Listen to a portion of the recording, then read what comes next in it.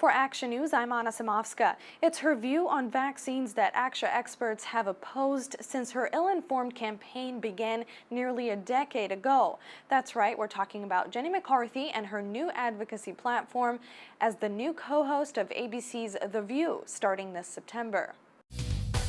The actress turned anti-vaccine advocate has since retracted her claims that son Evan had autism. He was re-diagnosed with a different disorder. McCarthy now says vaccines need to be researched further to determine their safety. Her views may have changed, but the reality remains about where society gets their facts about vaccines and medicine in general. It's been an uphill battle, to say the least, for the CDC, scientists, doctors, even for us here at ACTIA, in reaching the public with accurate vaccine information. Here's Dr. Josh Bloom with more on celebrities versus science. This is kind of emblematic of a big problem in the country today, and that's where people are getting their medical information.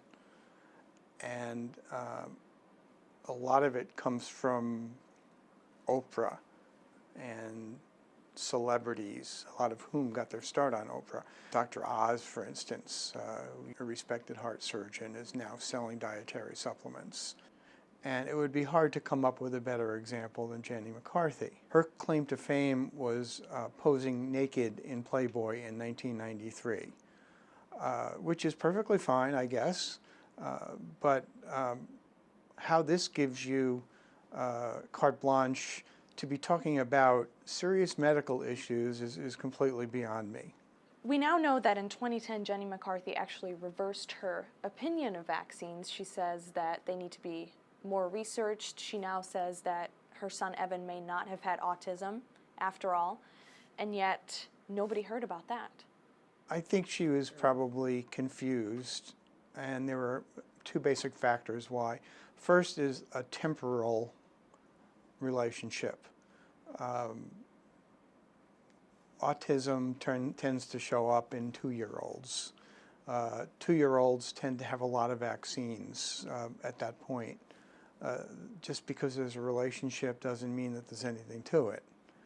And the second thing is more important, and that's the fraudulent work of Andrew Wakefield in Great Britain. There's a wonderful cartoon that was published, and it pretty much tells the whole story. Wakefield is responsible for linking the MMR vaccine, which is mumps, measles, and rubella, which is also called German measles, to autism in kids.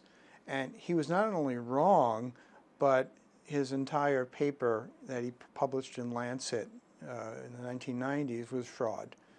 And this was investigated 80 million different ways, and the study was not only not valid, but it was fudged, and he had financial conflicts. There was an article in Business Insider yesterday, and it gave some data on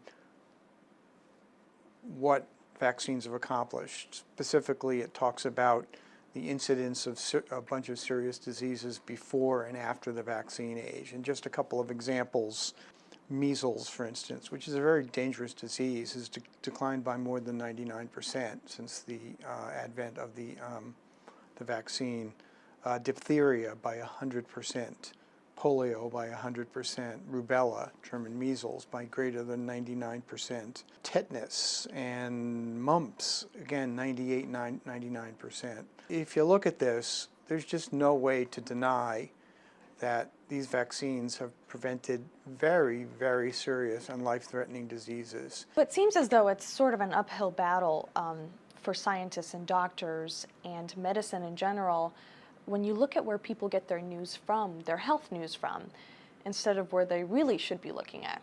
It's a public health tragedy that there are people that are so vehemently anti-vaccine because they're doing incredible harm to their children and their children's friends by,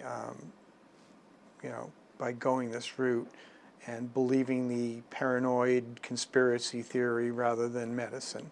The CDC is not making these numbers up. This stuff is real. For this story and others, head to our website, actia.org. Don't forget, you can sign up for our daily e-newsletters right there on the website.